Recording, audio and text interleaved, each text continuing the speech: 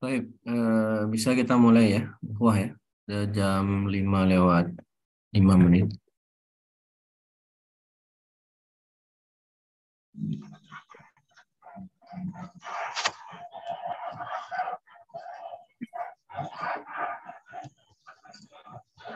Bismillah. Assalamualaikum warahmatullahi wabarakatuh. Waalaikumsalam warahmatullahi wabarakatuh. Alhamdulillah wa kafa wassalatu wassalamu ala nabiyil mustafa alladhi la yantiqu anil hawa in huwa illa wahyun yuha wa ala alihi ahli sidqi wal wafa amma ba'd. فأسأل الله تعالى أن يمن علينا بعلم نافع والعمل الصالح وأن يفقهنا في الدين وأن يفتح لنا فتوح العارفين وأن يرزقنا الإخلاص في الأقوال والأعمال اللهم آمين. Para tulab talibat Ma'had Habrul Ummah yang Allah muliakan, Alhamdulillah kita bisa kembali dipertemukan sebagaimana biasa setelah libur panjang ya. Kita bisa kembali melanjutkan pembahasan kita dalam membahas kitab Fathul Qarib Al-Mujib Syarah Matan Ghayah wa Taqrib. Salawat dan salam senantiasa tercurahkan buat Nabi kita Muhammad sallallahu alaihi wasallam serta keluarga beliau, sahabat dan orang-orang yang senantiasa mengikuti sunnah beliau hingga akhir zaman. Baik, kita langsung saja membahas pembahasan yang berikutnya setelah terakhir kita selesai membahas rukun-rukun salat. Pembahasan ini tentang sunnah-sunnah salat, baik sunnah salat sebelum melakukan salat dan sunnah ab'ad dan juga sunnah hay'ah. Qala al-musannif rahimahullahu ta'ala wa nafa'ana bi'ulumihi fid dunya wal akhirah faslun fi sunanis salati wa hay'atiha. Pembahasan tentang sunnah-sunnah salat dan hay'ahnya. Wassalatu sunanuha qabla dukhuli fiha syai'an. Yang pertama pembahasan sunnah-sunnah sebelum salat. Ada dua. Yang pertama adzan wa huwa lughatan al-i'lam. Al-i'lam bimakna al-ikhbar. Ya, pemberitahuan. Wa syara'an dzikrun makhsusun lil-i'lami bidukhuli waqti salatin mafruḍah. Zikir tertentu. Dari sini kita tahu ya. Dari sini kita tahu hukum azan itu apa. Hukum azan disebutkan di atas adalah sunnah. Karena azan adalah bagian dari sunnah-sunnah sebelum masuk ke dalam sholat. Lebih tepatnya azan itu hukumnya sunnah kifayah. Sebagaimana pembahasan kemarin kita membahas kurban. Kurban secara bagi salah satu anggota keluarga itu hukumnya sunnah kifayah. Dan azan itu merupakan zikir tertentu. Ya, zikir dengan lafaz-lafaz tertentu yang disyariatkan lil i'lam untuk memberitahu akan masuknya waktu sholat mafruḍah. Mafruḍah di sini adalah waktu sholat al-maktubah. Khusus untuk sholat maktubah saja. Tidak berlaku bagi sholat mafruḍah yang lain seperti sholat janazah atau sholat nazar. Wa alfadhuhu mathna illa takbir awwalahu fa arba' wa illa tauhid akhirahu fa wahid. Lafaz adzan itu total jumlahnya adalah 15. Ya, lafaz azan total jumlahnya adalah 15 kalau lafaz adzannya tidak ada tambahan apapun. Lafaz adzan biasa. Ya. Tapi kalau ditambah dengan taswib itu ketika subuh, as-salatu khairum minan naum. Kemudian kalau ditambah tarji' itu adalah melafazkan dua kalimat syahadat secara sir terlebih dahulu sebelum melafazkannya secara jahar. Jadi Allahu Akbar, Allahu Akbar, Allahu Akbar, Allahu Akbar. Asyhadu an la ilaha Asyhadu an Rasulullah. Asyhadu an Rasulullah. Asyhadu an la ilaha illallah. Asyhadu an la ilaha illallah. Ya, itu namanya tarji'. Dan ini terdapat dalam sahihain. Ya. Maka kalau ditambah dengan tarji' dan dengan tathwib, maka total lafaznya adalah 21.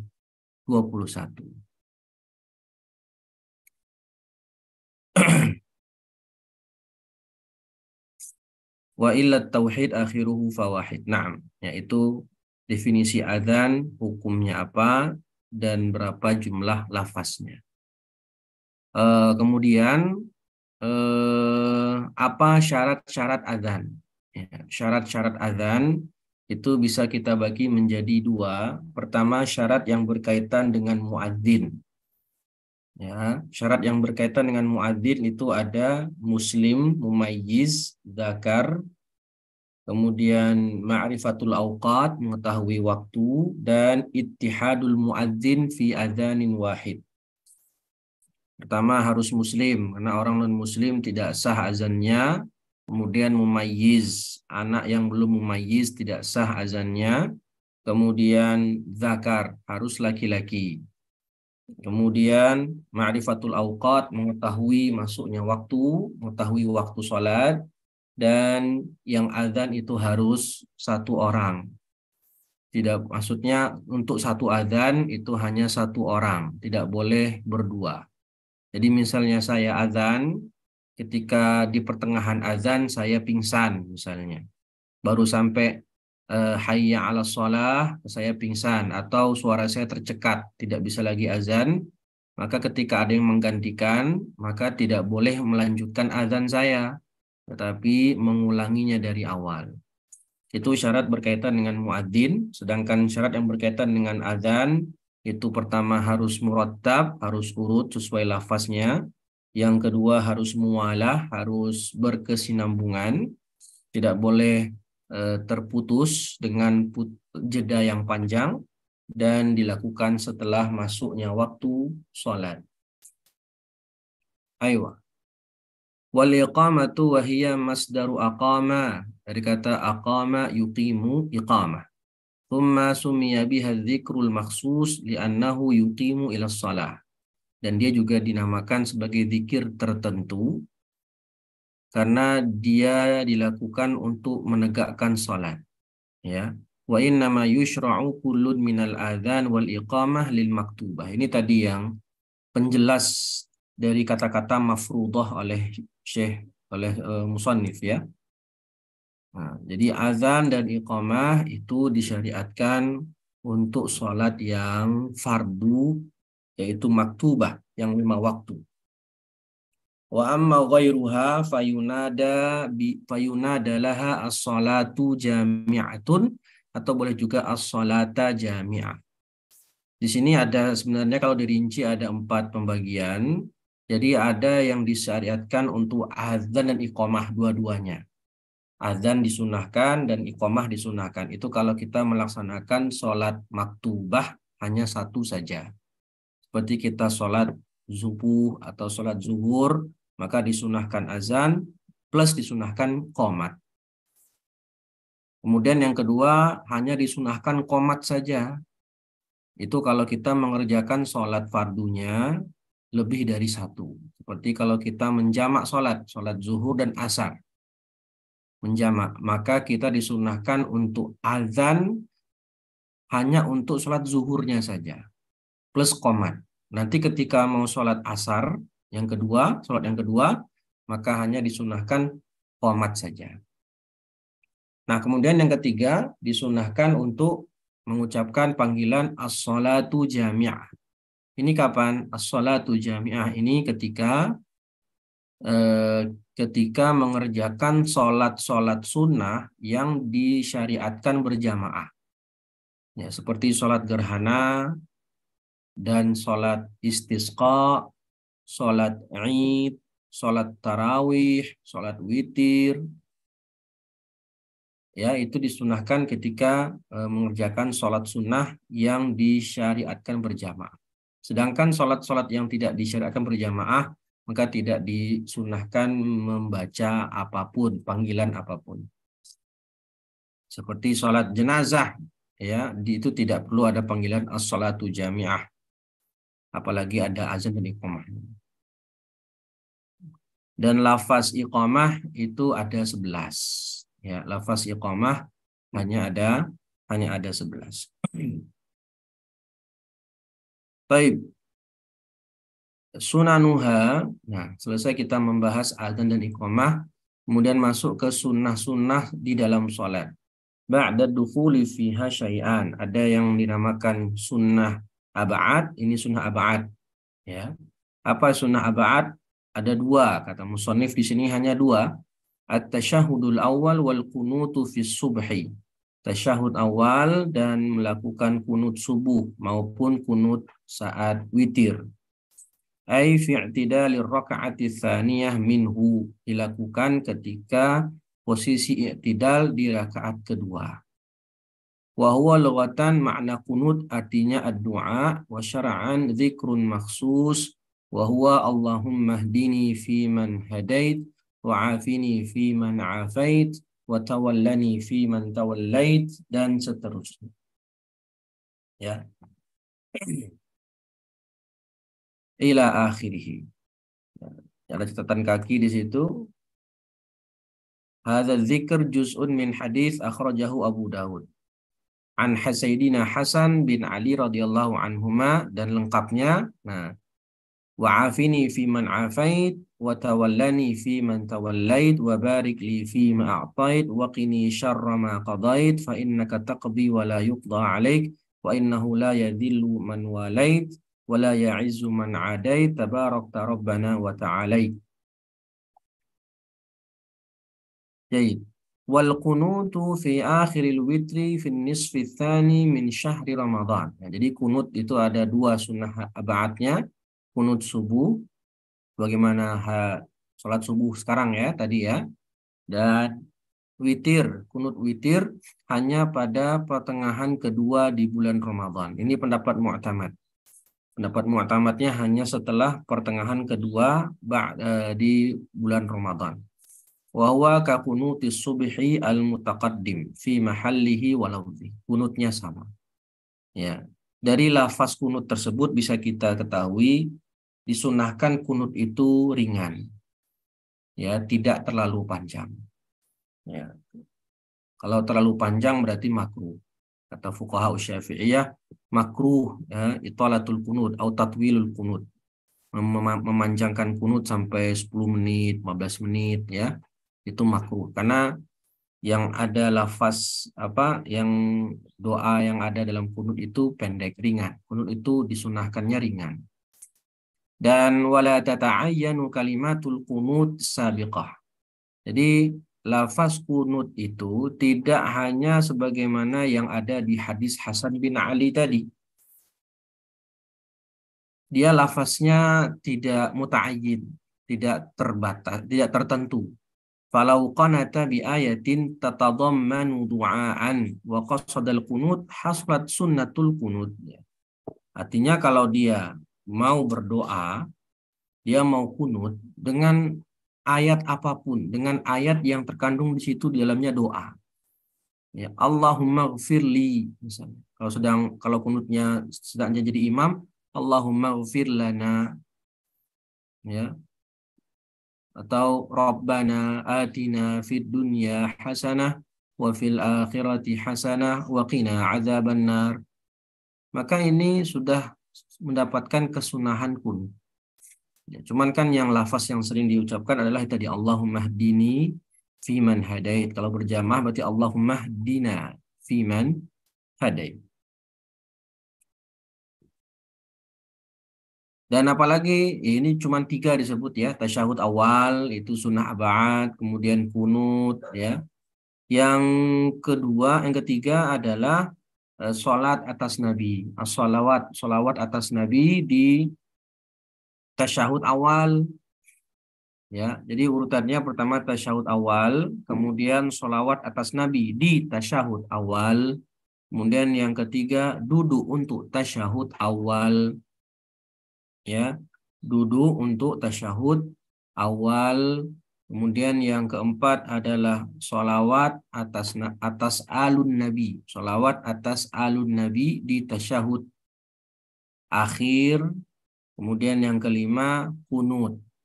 Kunut subuh maupun kunut witir. Dan yang keenam adalah berdiri untuk melakukan kunut. Ya. Ini tambahan, menambah dari yang ada disebutkan oleh musannif. Kalau mau lebih banyak itu ulama bisa menyebutkan sampai 20. Ya, kunut sunnah ab'ad dalam mazhab Syafi'i itu ada 20.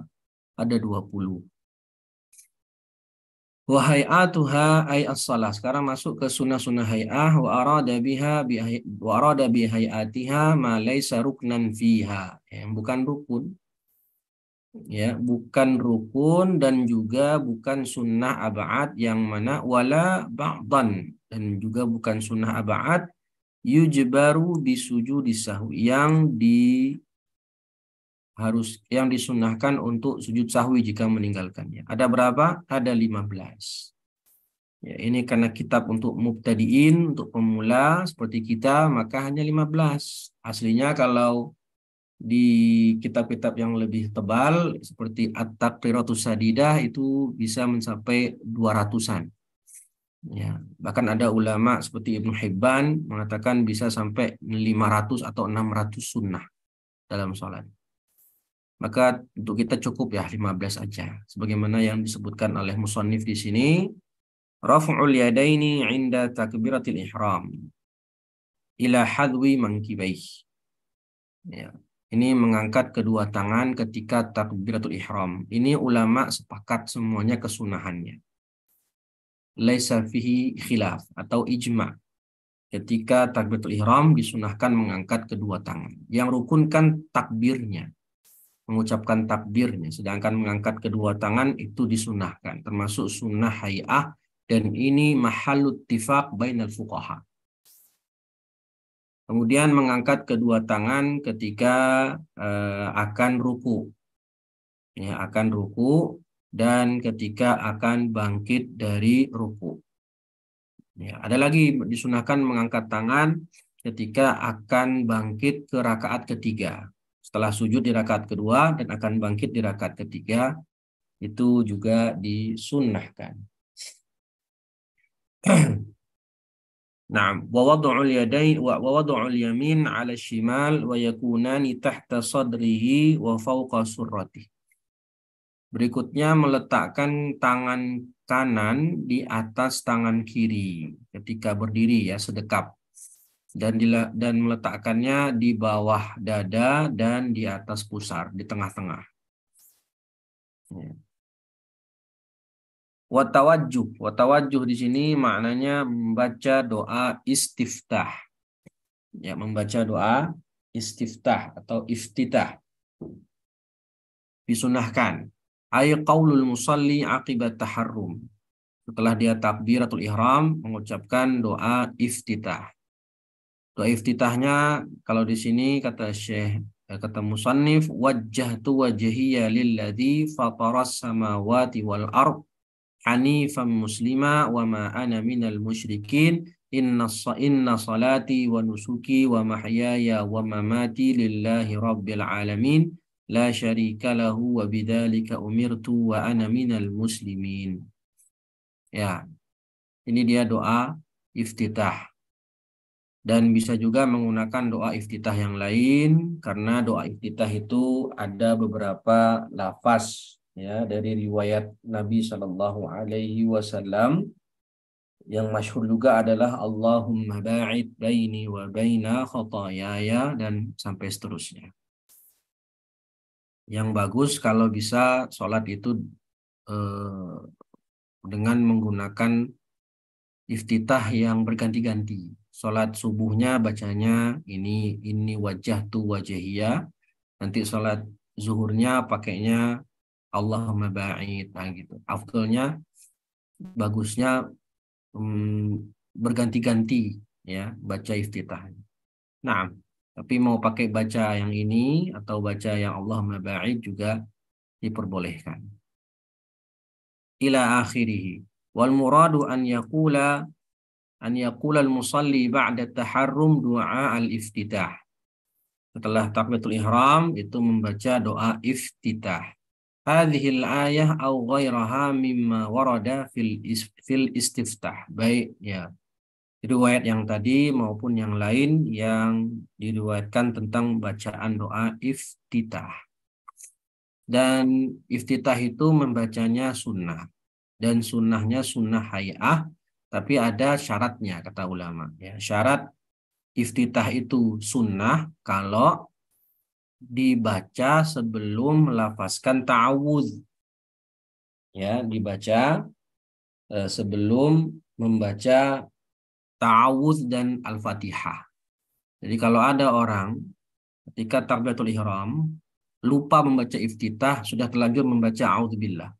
A'udzubillahi minasyaitonirrajim. Bismillahirrahmanirrahim. Nah, sudah masuk ke ayat juga bahkan. Baru ingat, oh ya tadi belum baca iftitah. Maka tidak perlu dia kembali membaca iftitah. Kenapa? Karena fata mahalluhu. Sudah terlewat kesunahannya. Sudah terlewat waktu kesunahan membaca iftitah. Dan juga iftitah tidak dibaca saat sholat jenazah. Ya, iftitah tidak dibaca saat sholat jenazah. Dan juga di kesunahan iftitah itu syarat yang lain adalah kalau kita mendapati imam sedang berdiri. Tapi kalau kita dapati imam sudah ruku, maka kita juga langsung ruku. Berdiri, kemudian ruku, tidak perlu membaca iftitah lagi. Ayo. Wal isti'adzah ba'da tawajjuh. Ini dibaca setelah membaca iftitah. Wa tahsulu bi kulli lafzin yashtamilu 'ala ta'awudz, boleh dengan lafaz apapun yang mengandung lafaz ta'awudz. Yang paling afdal a'udzu billahi minasyaitonir rajim. Ada juga lafaz ta'awudz yang a'udzu billahis samii'il 'aliim minasyaitonir rajim. Kan begitu ya. Yang afdalnya ya ini a'udzu billahi minasyaitonir rajim. Dan ta'awudz ini berbeda dengan iftitah. Kalau iftitah hanya di rakaat 1, kalau ta'awudz itu di setiap rakaat. Di setiap rakaat membaca iftitah. Dan perbedaan yang kedua, kalau iftitah itu hakun lissalah, artinya hanya dibaca di saat sholat saja. Sedangkan ta'awudz itu hakun lil qiraah. Jadi boleh membaca iftitah ketika sholat maupun di luar sholat. Aywa. Lalu setelah itu wal jahru fi maudhi'ihi. Sunnah berikutnya adalah menjaharkan pada tempatnya. Di mana tempat menjaharkan? Pada waktu subuh wa awwalata al-maghribi wal isya, di 2 rakaat pertama maghrib dan isya. Ya, 2 rakaat maghrib dan isya. Kemudian pada waktu Jumatan, sholat Jumat dan sholat Id. Ya, ditambahkan di situ bisa membaca dikeraskan ketika istisqa atau membaca dikeraskan saat tarawih. Ya, saat sholat gerhana bulan, khusuful qamar, dan saat witir di bulan Ramadan. Itu juga disunahkan untuk dijaharkan. Wal israru fi mawdhi'ihi wa huwa ma 'ada alladhi dzukir. Dan membaca sir di tempat selain yang disebutkan di atas. Seperti sholat zuhur, sholat asar, kemudian di rakaat ketiga sholat maghrib, rakaat ketiga keempat sholat isya, ya, sholat gerhana matahari itu juga termasuk yang dianjurkan membacanya sir.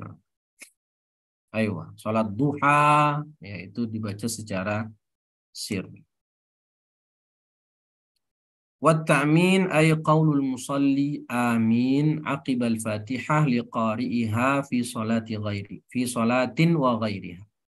Membaca amin setelah al-fatihah bagi orang yang membacanya dalam sholat atau di luar sholat. Ya, jadi kalau kita membaca al-fatihah di luar sholat pun, maka juga disunahkan membaca amin. Ya, membaca amin. Lakin fi sholati akad, dalam sholat lebih ditekankan wa yu'amminul ma'mum ma'a Nah, lihat di sini ma'a ta'mini imamihi wa yajharu bihi. Dalam sholat itu kita diwajibkan mutaba'ah. Mutaba'ah itu imam melakukan dulu baru kita ikuti. Tetapi ada satu tempat, satu sunnah sholat ya atau satu gerakan sholat yang itu kita bersamaan dengan imam. Ya, musawah, tidak mutaba'ah tapi musawah, yaitu ketika mengucapkan amin. Jadi berbarengan dengan aminnya imam. Tidak imam dulu yang mengucapkan tapi berbarengan dan dijaharkan. Wa qira'atu surah ba'dal Fatihah. Ya, sunnah berikutnya membaca surat. Lihat kata beliau di sini membaca surat. Dari sini kita tahu bahwasannya lebih afdol kita membaca satu surat lengkap saat sholat dibandingkan hanya membaca beberapa ayat saat sholat. Ya, misalnya membaca Al-Baqarah satu halaman. Lebih afdal kita membaca satu surat full meskipun surat pendek setelah Al-Fatihah. Bagi siapa? Bagi imam maupun munfarid ya fi raq'atai as-subh wa awwalatai ghairiha. Di 2 rakaat subuh atau di 2 rakaat sholat yang lain. Ya, berarti untuk rakaat setelahnya, rakaat ketiga, keempat tidak dianjurkan membaca surat. Hanya cukup membaca Al-Fatihah saja. Wa takunu qira'atu surah ba'dal Fatihah. Dan membaca suratnya itu ya setelah Al-Fatihah. Maka kalau dibaca surat dulu baru Al-Fatihah, maka yang dibaca tadi tidak dianggap. Lam tuhsab. Ya, artinya perlu diulang untuk mendapatkan kesunahan.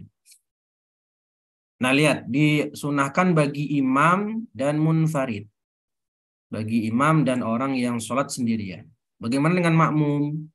Makmum itu kalau dia sholat di belakang imam dan mendengar bacaan imam, maka tidak dianjurkan membaca surat.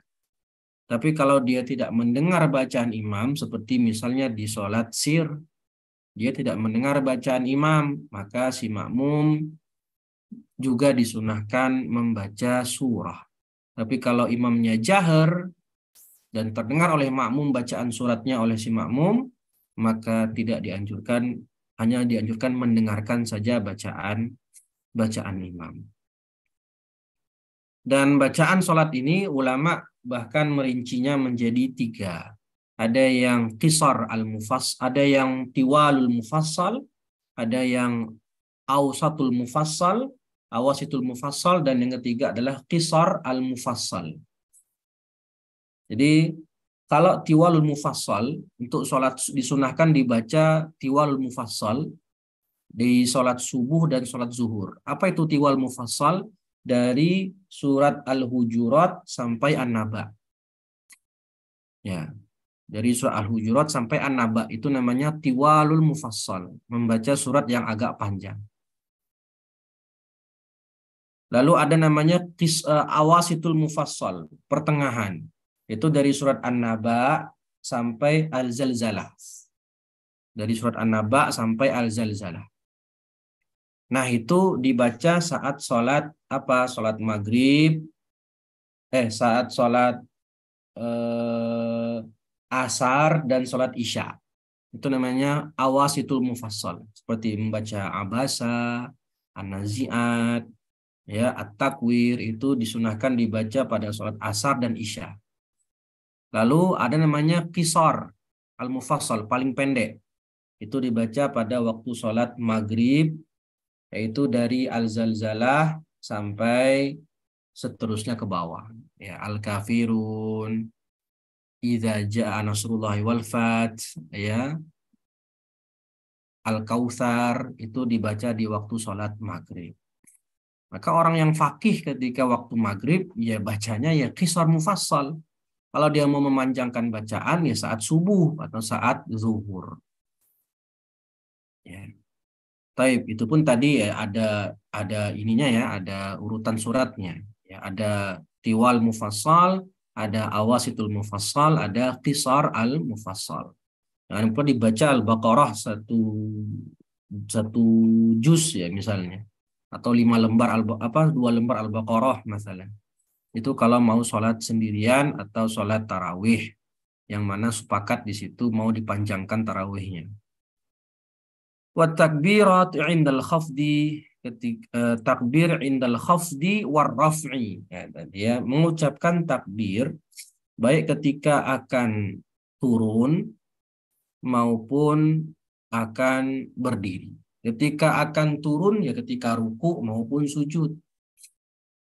Ya, ketika akan ruku maupun sujud mengucapkan takbir Allahu Akbar. Dan ketika bangkit akan berdiri warrafa, yaitu ketika kembali dari ruku atau kembali dari sujud. Ya.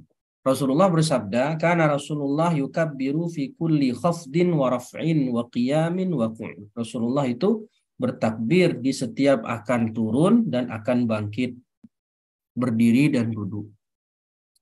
Maka di sini termasuk ketika seseorang itu imam membaca ayat sajadah. Si imam ketika sholat membaca ayat sajadah. Maka ketika akan turun untuk sujud tilawah, itu dianjurkan membaca Allahu Akbar, takbir. Allahu Akbar. Begitu pula ketika akan kembali berdiri, juga mengucapkan takbir. Begitu pula ketika sujud sahwi kan ya, juga mengucapkan takbir.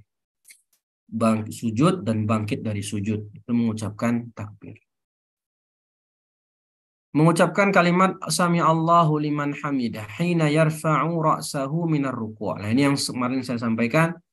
Mengucapkan kalimat Sami Allahu liman hamidah itu ketika mau berdiri langsung mengucapkan Sami Allahu liman hamidah. Nah, gitu.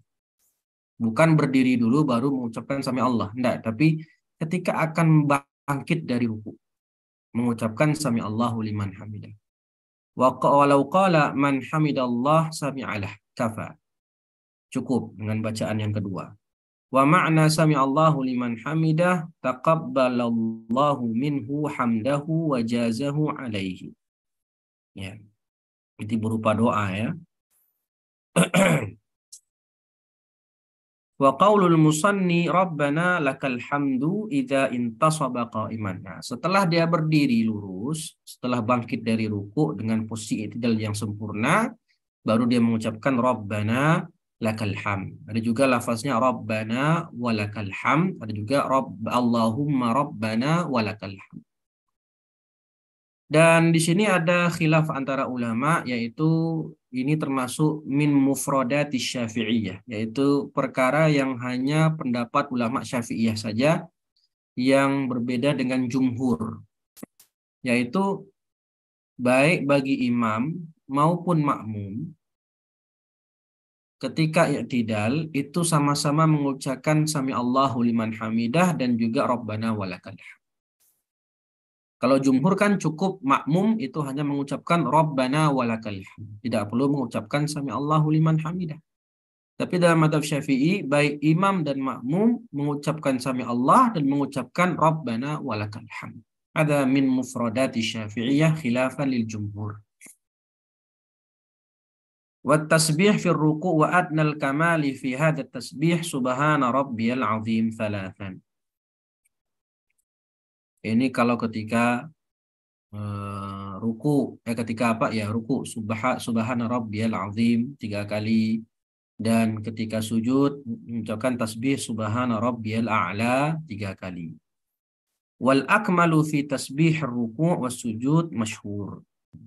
3 kali itu adnal kamal. Kalau mau lebih expert, lebih sempurna, yaitu 10 kali. Ya, 10 kali, bahkan dia mengatakan 11 kali. Ya, dalam Al-Inta itu wa aqallu tasbih marratan. Minimal tasbih sekali, subhana rabbiyal azim. Wa aqallul kamal 3 marrat. Itu tadi ya, wa adnal kamal 3 kali. Wa akmaluhu 11 marrah. Paling sempurna berapa? 11 kali. Ya, mengucapkan 11 kali tasbih. Boleh dengan ini ya, boleh juga dengan subhanakallahumma rabbana wa bihamdika Allahumma ighfirli. Ya, begitu ya. Wa wad'ul yadaini 'alal fakhidaini fil julus. Meletakkan kedua tangan saat meletakkan kedua tangan di atas paha saat duduk untuk tasyahud awal dan tasyahud akhir. Dengan cara yabsutul yadal yusra bihaitsu tusamit. Tangan kirinya dibentangkan, dibuka. Bihaitsu tusamit. Tusamit itu tuhadi, sejajar. Ya, sejajar. Misalnya begini. Ini lututnya, misalnya ini tangannya. Maka begini. Jadi sejajar. Tuhadi itu begini. Sejajar. Tangannya itu sejajar dengan lututnya. Apa yang sejajar? Ru'usul asabi. Nah, sejajar dengan ujung-ujung jarinya ini sejajar ar-rukbah. Ya, dengan lutut. Kemudian tangan kanan wa yaqbidul yadal yumna, dan yang tangan kanan digenggam jari-jarinya illal musabbihah, kecuali jari telunjuk dari tangan kanan.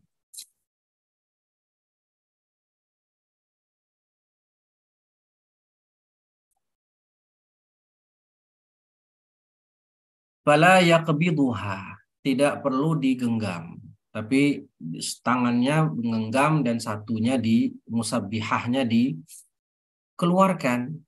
Fa innahu yushiru biha. Ya, begini. Ya, begini berarti rafi'an laha hala kaunihi mutasyahidan.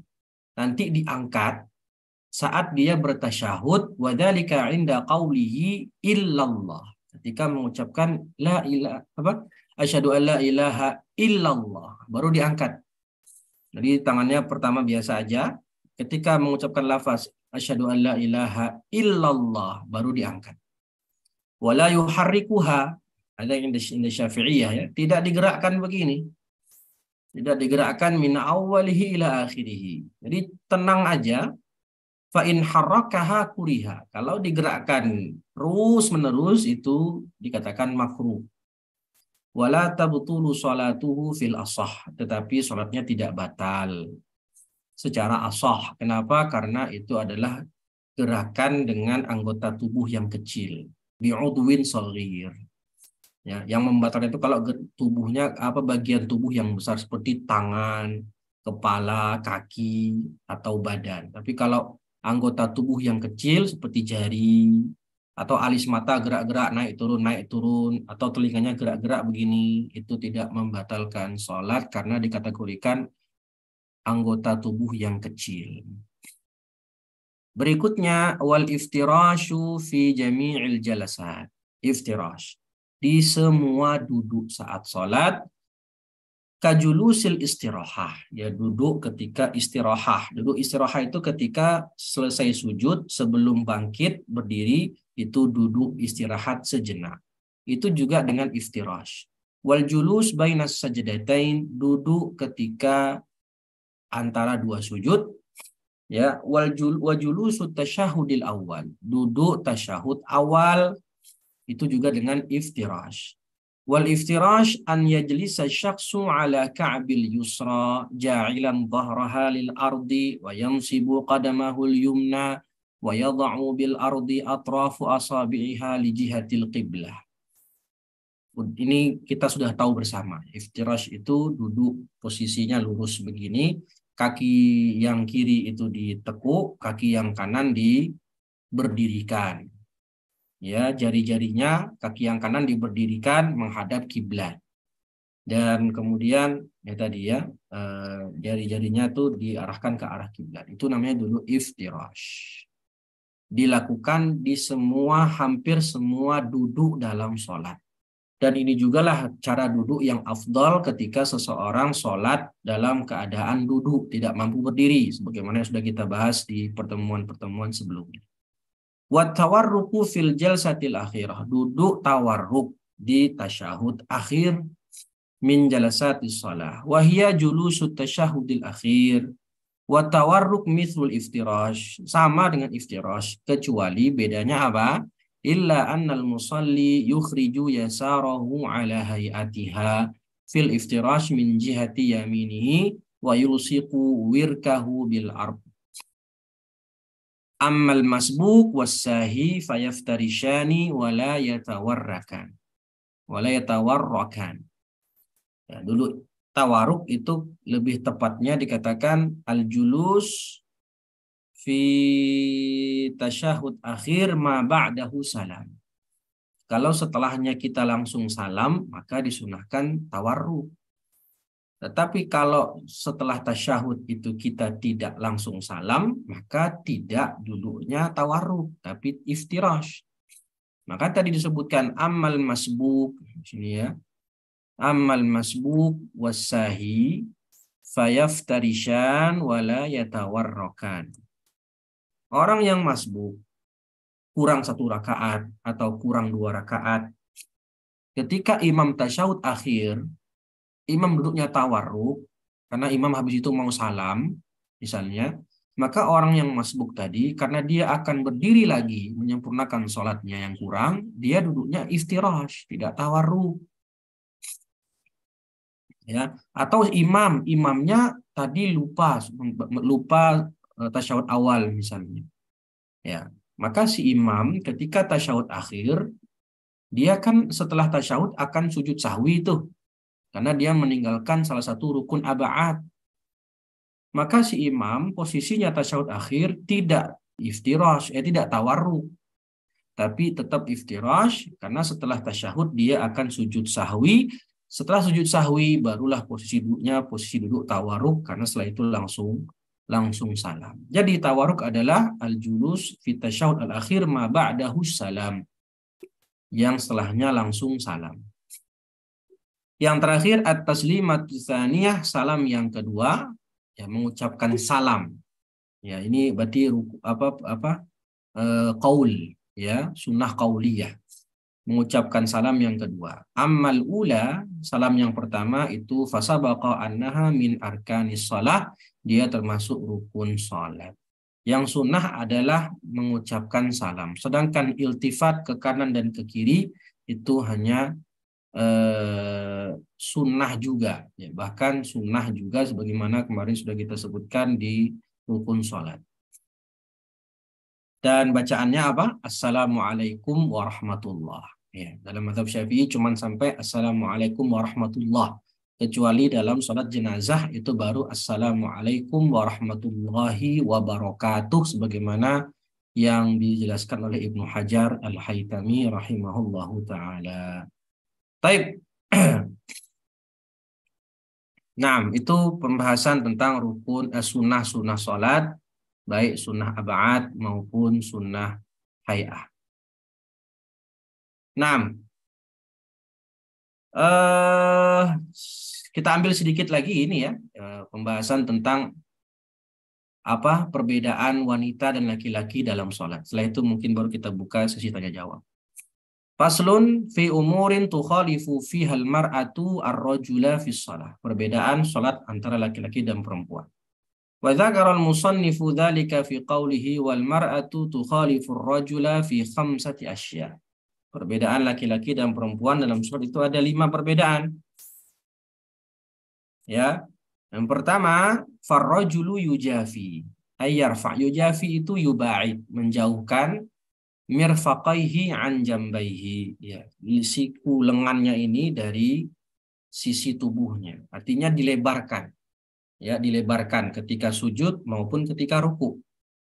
Wa yuqillu ayyarfa'u batnahu an fakhidaihi, menjauhkan perutnya dari pahanya fi ruku' was sujud, wa yajhar fi maudhi'il jahri wa taqaddama bayanu maudhi'ihi, ya, telah menjaharkan di tempat jahar, ya, dan seterusnya tadi sudah dijelaskan di sunnah-sunnah hay'ah.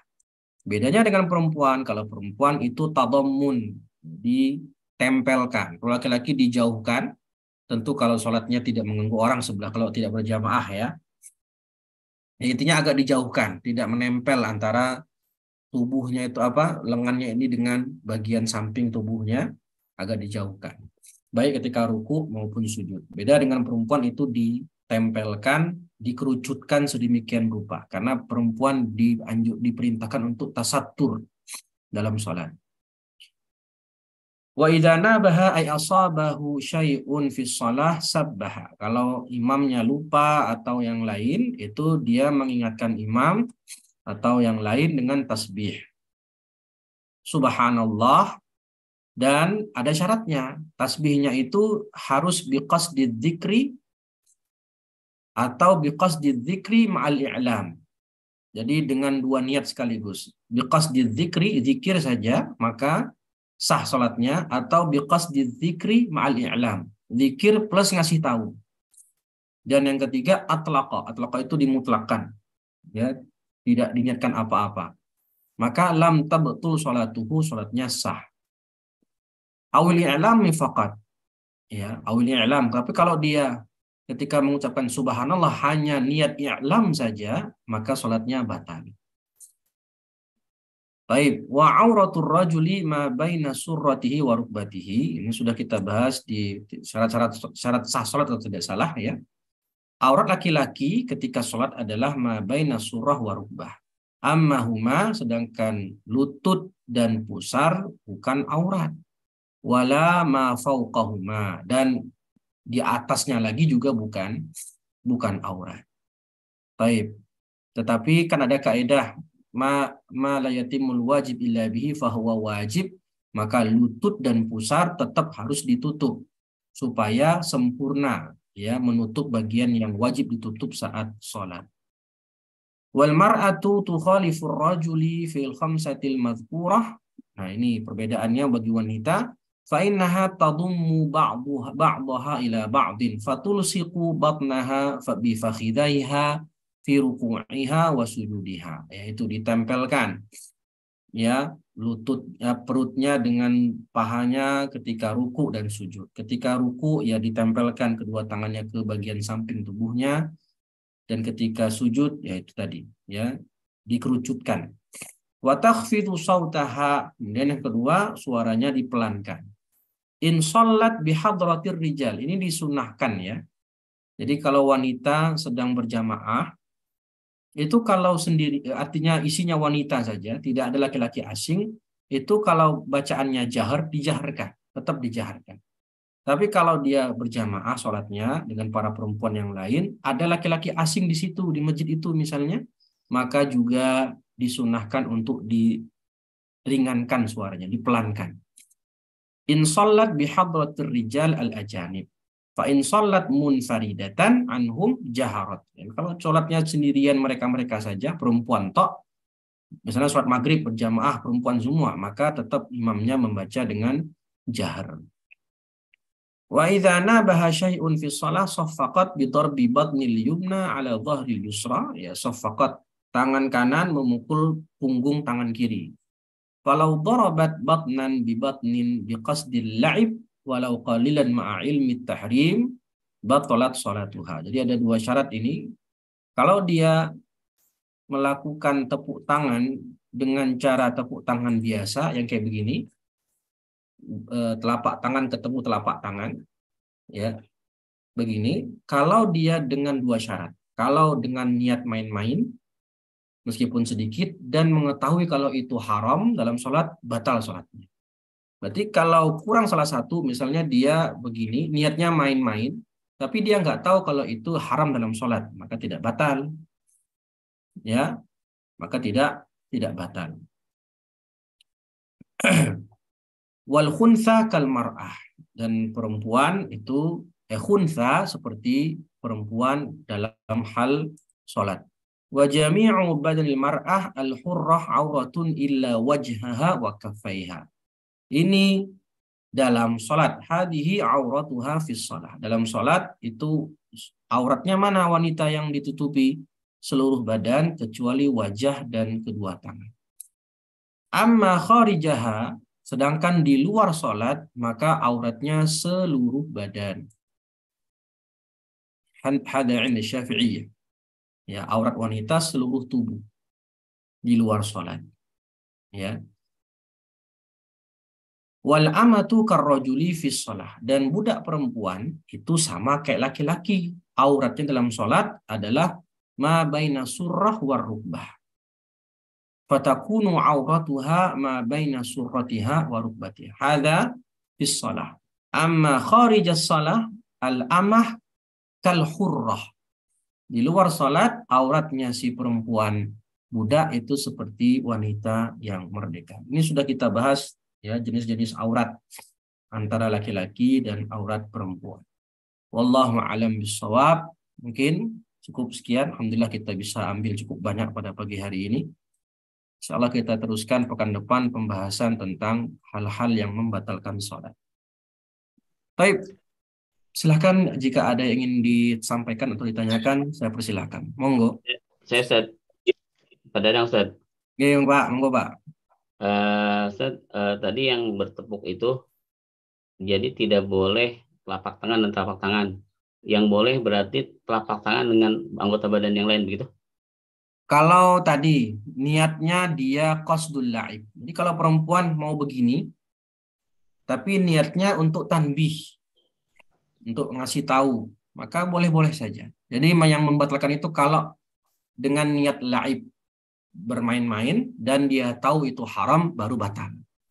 Oke. Ya. Jadi ada dua syarat tadi. Tapi kalau niatnya dia tuh tetap begini, tepuknya begini, bukan begini, tapi niatnya adalah tanbih, mafi muskilah, tidak masalah. Tapi menyelisih kesunahan tentunya. Ya. Satu lagi Ustaz. Monggo, Pak. Untuk yang masbuk yang tadi duduk tawaruk, tadi sebelum salam berarti tetap duduknya tawaruk bukan iftiras bukan tawaruk ya? Ya, kalau dia belum salam setelah itu. Betul, belum salam. Hanya kemudian imam itu kan dijadikan untuk diikuti oleh makmum. Ayo. Nah, kenapa saat imam duduk tawaruk, kenapa si makmum tidak ngikut duduk tawaruk gitu, walaupun misalkan belum salam karena dia tetap masbuk. Ayo. Bagaimana saat menjawab atas tentang ini? Jadi ya, berarti di sini ada rincian dari ulama Syafi'iyah merinci. Ya, maksudnya memang gerakan imam diikuti sama makmum. Kalau imamnya begini, makmumnya begitu, kan begitu ya? Betul. Nah, sebagaimana hadis gitu kan, ju'ilal imam liyutamma bihi. Itu berarti di sini para ulama Syafi'iyah memahaminya nggak seperti itu. Untuk masalah posisi saat saat tawaruk dan iftirash. Karena tawaruk itu menurut ulama Syafi'iyah adalah ketika sesudahnya salam. Maka kalau si makmum belum salam, imamnya tawaruk karena sudah mau salam, ya si makmum tetap duduknya iftirash. Ya, di afdolnya iftirash ya, ini tidak masalah batal atau tidak ya, afdolnya iftirash. Maka kalau si makmum akan berdiri lagi ya iftirash, bukan tawaruk. Ya, di sini. Jadi bukan menyelisihi dalil ya, tapi memahami dalilnya berbeda. Ya, mungkin ada dalil yang lain yang kita tidak tahu. Betul. Artinya andaikan duduknya juga tidak iftirash tapi tawaruk sesuai dengan imam, itu tidak membatalkan. Tidak membatalkan. Hanya sama kalau gini, misalnya imamnya sakit, Pak. Imamnya sakit dan hanya bisa duduk sholatnya. Makmumnya gimana? Berdiri apa duduk? Yang imamnya nih sakit nih, nggak bisa berdiri, tapi dia duduk sholatnya. Jadi imam duduk. Makmum sehat-sehat aja. Duduk apa berdiri makmum? Berdiri, Sir. Ya, berdiri kan. Siap, Sir. Iya kan? Berarti kan kita menyelisih imam juga dalam posisi kan? Baik. Posisi menyelisih imam juga. Tapi ya gitu tadi ya, ada penjelasannya. Nah, wallahu a'lam bishawab. Syukran, Ustaz. Afwan. Izin bertanya, Ustaz. Silakan Mas Purwo. Monggo. Terkait dengan kunut subuh. Pertanyaannya adalah apabila imam itu kebiasaannya tidak kunut, kemudian dia mengimami jamaah yang kunut, kemudian imam ini memberikan kesempatan pada makmum untuk kunut, itu bagaimana hukumnya? Jadi imam setelah ruku itu kemudian berhenti sejenak, memberikan kesempatan untuk kunut, itu bagaimana? Dan sebaliknya apabila imamnya tidak kunut, kemudian makmumnya kunut, bagaimana? Terima Ayo. kasih. Oke, mantap. Pertanyaan bagus. Ya, pertama, makanya kalau mau jadi imam, ya saya tuh sudah, alhamdulillah sudah mempraktekkannya ya. Saya kalau mau jadi imam, saya bertanya sama jemaah di sini, kalau imam ke subuh ya, di sini pakai kunut atau tidak? Nah, itu sebagai bentuk hikmah. Saya tanya sama jemaah, di sini kita kunut apa tidak subuhnya? Kunut, Ustaz. Nah, kalau kunut, kunut. Pakai kunut. Ya. Tapi kalau nggak kunut, ya udah nggak usah kunut. Ya tidak usah kunut. Nah, bagaimana kalau kasusnya tadi? Sebagaimana kata Mas Purwo tadi. Imamnya tidak kunut, tapi memahami kalau di sini tempatnya biasanya kunut. Maka imam berdiri sejenak habis i'tidal dan memberikan kesempatan makmumnya untuk kunut. Atau sebaliknya, imamnya tidak kunut, makmumnya kunut sendirian. Ada begitu? Ada. Ya, ketika saya di Jakarta kuliah di masjid itu ada yang begitu. Imamnya tidak kunut, makmumnya kunut. Karena imamnya ini imam baru, bukan imam biasa di situ. Ketika tidak datang imam tetap, nah dia yang gantiin. Malah nggak kunut. Sedangkan makmumnya biasa kunut. Ketika imam tidak kunut, dia kunut sendirian makmum. Apakah ini membatalkan sholat? Tidak. Karena ini adalah penyelisihan yang tidak berat. Ya, penyelisihan yang tidak berat. Itu nanti ada pembahasan dalam pembahasan pembatal sholat. Jadi kalau penyelisihannya itu bukan fahisyah, bukan mukhalafah fahisyah bahasa fikihnya, maka tidak membatalkan sholat. Sama kayak tadi, contoh yang tidak mukhalafah fahisyah itu, seperti kalau imamnya itu duduk istirahat, sedangkan makmum tidak duduk istirahat, itu tidak mukhalafah fahisyah. Imamnya duduk istirahat nih, makmum enggak, langsung berdiri tanpa duduk istirahat. Maka itu bukan mukhalafah fahisyah, tidak membatalkan sholat. Nah, sama dengan kasusnya, makmumnya kunut sendiri, imamnya enggak. Ya, maka atau dibalik, imamnya kunut, makmumnya enggak. Dan yang begitu juga kan? Ya, dia meyakini kunut itu bid'ah, mengikuti pendapat Imam Abu Hanifah. Imamnya Syafi'i, imamnya kunut, makmumnya enggak, tangannya ke bawah aja. Itu tidak merupakan mukhalafah fahisyah dan tidak membatalkan sholat. Begitu. Wallahu a'lam bishawab. Gitu Mas Purwo, apakah dapat dipahami? Oke. Jadi kalau imamnya kemudian berhenti sejenak, memberikan kesempatan untuk kunut, boleh ya Ustaz ya? Boleh, nggak masalah. Oke. Ya, kan itu tidak lama ya, kan tidak lama. Iya, tidak lama. Ya, tidak lama, Ya. nggak masalah. Jazakallahu khair, Ustaz. Wa'alaikum. Ustaz, izin tanya, Ustaz. Monggo Pak Abdurrahman. Terkait dengan tadi azan itu sunnah kifayah. Itu ruang lingkupnya, sunnah kifayah itu ruang lingkup dalam satu masjid atau satu kampung. Misalkan kalau satu kampung ada 2 masjid, sudah azan, yang lainnya kesanannya hilang gitu, gimana? Dalam satu masjid. Ya, dalam satu masjid. Dalam satu masjid ya. Ya, karena kampung kan luas ya. Ya, kalau satu kampung itu luas ya, ada banyak masjid, satu masjid azan, yang lain enggak, ya cukup dalam satu masjid. Di satu masjid itu mana yang sudah azan, ya maka tergugur permintaan, gugur tolab ya, bukan gugur dosa karena dia sunnah. Gugur permintaan dari yang lain. Aywa. Wallahu a'lam. Ada lagi? Silakan.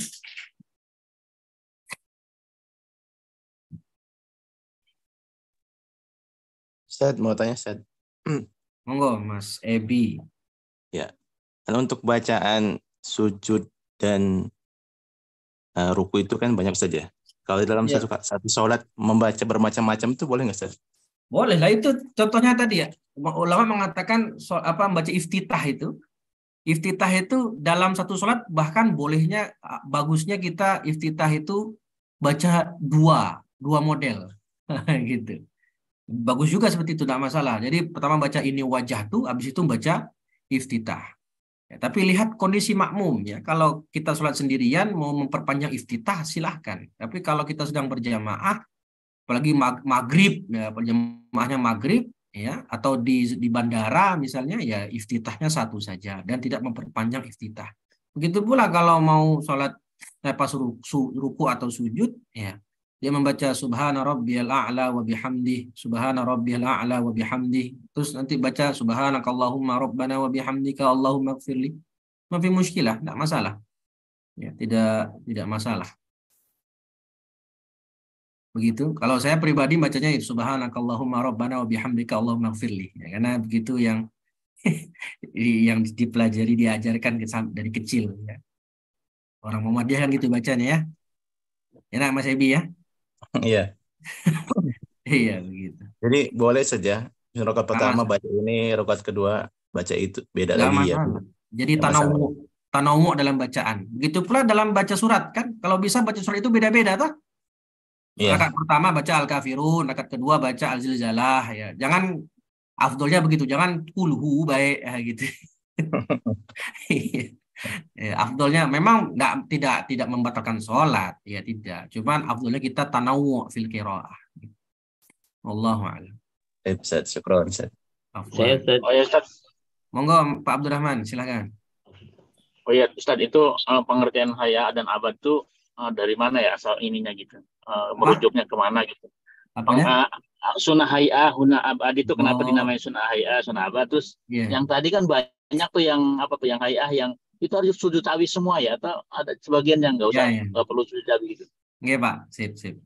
Jadi ini hanya istilah dari kalangan fuqaha Syafi'iyah ya. Jadi hayah itu berarti sunnah ghairu muakkadah. Nah, itu artinya. Itu mah ini istilah ya, istilah dari mazhab Syafi'i sendiri. Ya, jadi kalau sunnah hayah itu sunnah ghairu muakkadah. Kalau sunnah ab'ad itu sunnah muakkadah. Sunnah muakkadah berarti kalau ditinggalkan sengaja maupun lupa dianjurkan sujud sahwi sebelum salam. Tapi sunnah hayah tidak disunahkan sujud sahwi sebelum salam. Kalau ada orang tahu dia itu sunat meninggalkan iftitah. Iftitah kan sunnah hayah. Lah, kalau dia tahu iftitah itu sunnah hayah dan tidak perlu melakukan sujud sahwi sebelum salam karena meninggalkan sunnah hayah, dia nekat sujud sahwi. Maka batal sholatnya. Kenapa? Karena dia menambah gerakan sholat. Karena sunnah hayah la yushra' bisujudi sahwi idza tarakaha sahwan aw amdan.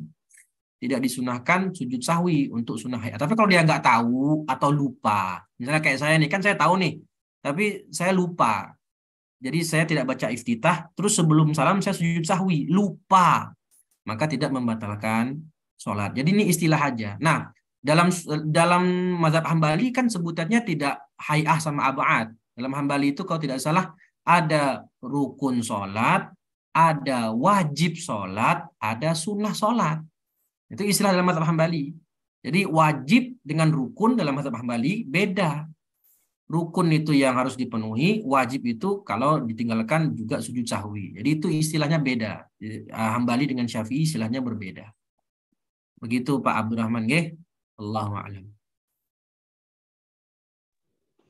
Ustaz, izin bertanya. Nggih, Mas Purnomo silakan. Melanjutkan tadi pertanyaan berkaitan dengan sunnah ab'ad ya.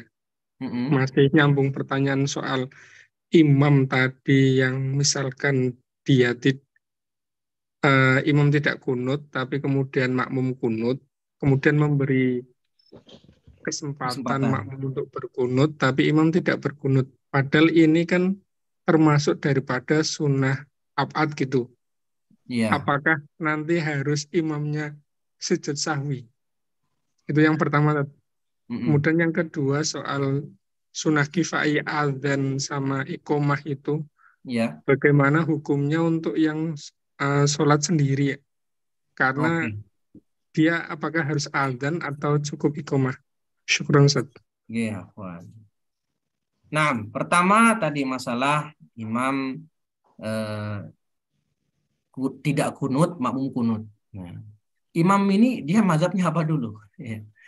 Kalau dia meyakini tidak kunut itu tidak sunnah, ya, dia misalnya imamnya Hanafi, dia meyakini kunut subuh itu adalah bid'ah. Ya. Dia tidak kunut, tapi dia tahu di belakang itu jamaahnya adalah Syafi'i. Ya, seperti ini ya dia tidak akan sujud sahwi. Kenapa? Karena bagi dia kunut subuh itu bukan termasuk sunnah dalam sholat. Ngapain dia sujud sahwi, kan begitu. Tapi kalau imamnya Syafi'i dan meyakini kunut subuh itu bagian dari sunnah abaat, ya nanti si imam boleh dia disunahkan sujud sahwi sebelum salam. Jadi dia mazhabnya apa dulu ini? Sebagaimana kalau tidak salah kisah yang masyhur ya, Imam Syafi'i itu sedang berada di Irak. Yang mana Irak itu mazhabnya Hanafi, karena kan Imam Hanafi orang Kufah, mazhab Abu Hanifah kan di Kufah, Irak. Imam Syafi'i disuruh jadi imam. Disuruh jadi imam di wilayah Kufah. Imam Syafi'i kunut pas sholat subuh nggak kunut. Nggak kunut Imam Syafi'i. Ditanya setelah sholat, ditanya kenapa nggak kunut, wahai imam? Karena padahal engkau mengatakan kunut subuh itu sunnah. Menghormati orang pemilik mazhab di Kufah, yaitu Abu Hanifah yang mengatakan bid'ah kunut subuh. Nah, begitu Mas Purnomo. Yang kedua, masalah sunnah azan tadi. Jadi azan itu kata ulama, al-azan hakun lis-shalah. Hakun lis-shalah wa laysa hakun lil waqt. Jadi kalau orang sholat sendirian, mau sholat, tetap disunahkan azan olehnya. Ya, karena azan itu hakun lis-shalah, bukan hakun lil waqt. Bedanya apa? Bedanya kalau ada orang ketiduran, sholat subuhnya ketiduran, baru bangun jam 7. Jam 7 kan udah habis sholat subuh nih. Maka ketika dia kebangun jam 7, dia mau sholat subuh jam 7 sendirian, maka juga disunahkan bagi dia azan plus qomat. Jadi tidak harus berjamaah dulu azan iqamah itu, enggak. Kalau dia sholat sendirian terlambat tadi karena sudah subuhnya udah lewat, nah tetap dia disunahkan baginya dia azan dan juga qomat. Nah begitu. Asal jangan di speaker ya Ustaz. Asal jangan di speaker azannya. Jangan pula pakai speaker, nanti orang azan apa ini kan. Sama kayak orang udah sholat jamaah nih, ya orang udah jamaah nih, kita terlambat, kita datang orang udah bubar jamaahnya, sudah selesai salam, kita datang bertiga, kita mau sholat berjamaah kan, nah kita mau berjamaah, sunnah nggak azan? Sunnah nggak azan saat itu?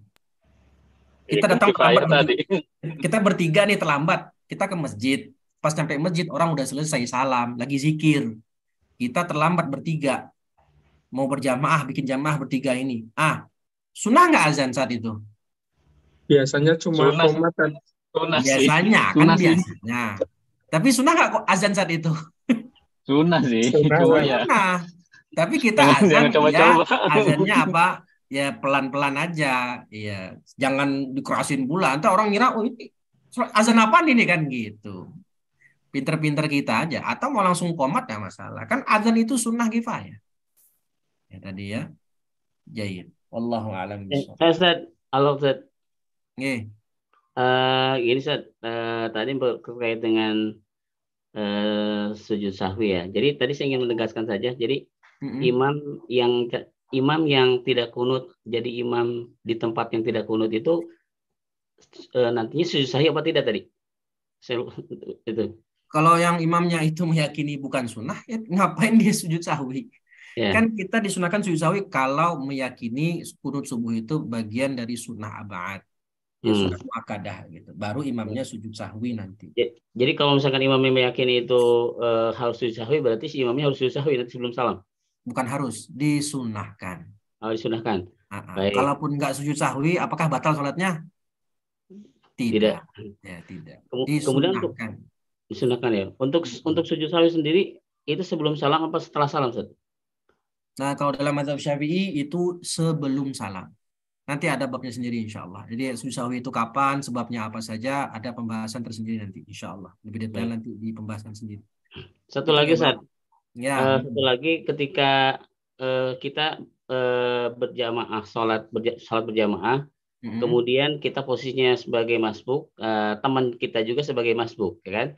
Nah, kemudian suka ada yang ke belakang kita jadi imam. Oh, itu sudah pernah ditanyakan kalau tidak salah itu ya? Oh, deh. Nah, itu harus begitu apa tidak? Enggak harus. Kalau kita memang datang berdua, ya kita datang berdua nih.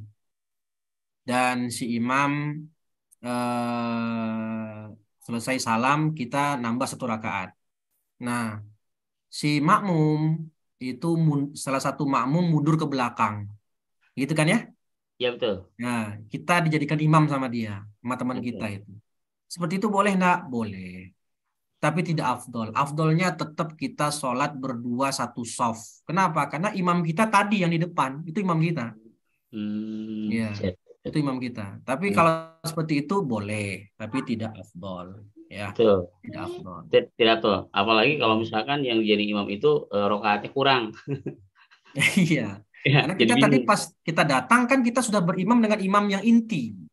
Nah, iya. Jadi ketika imam salam kita berdiri berdua, ya udah kita lanjutkan saja sholat sendiri-sendiri. Kenapa? Karena kita sudah berimam dengan yang inti tadi. Baik. Baik, syukur Ustaz. Oke, Afwan. Cukup ya, sudah jam 6.16 ini. Insyaallah kita teruskan pekan depan pembahasan tentang pembatal-pembatal sholat. Cukup sekian dari saya. Jika ada salah kata atau salah baca, mohon dimaafkan. Kita akhiri dengan bacaan hamdalah dan doa kafaratul majlis. Alhamdulillahirabbil alamin. Subhanakallahumma bihamdika asyhadu an la ilaha illa anta astaghfiruka wa atubu ilaik. Assalamualaikum warahmatullahi wabarakatuh. Waalaikumsalam warahmatullahi wabarakatuh. Jazakumullah Ustaz. Barakallahu fiikum.